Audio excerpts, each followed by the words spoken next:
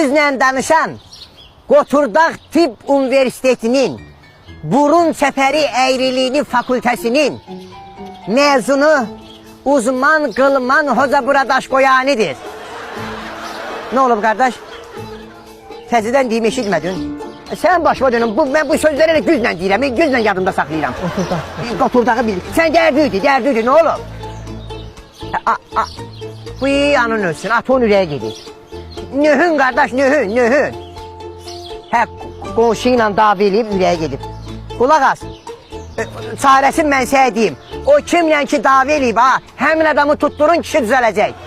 Hə, mən də öpürəm. Bizə də belək də, nə ayırəsən, nətər eləyəsən, nə ayırəsən. Sən incidmirən, narahat eləmirən. Yox, əyla dərsin, narahat. Nəfəs al.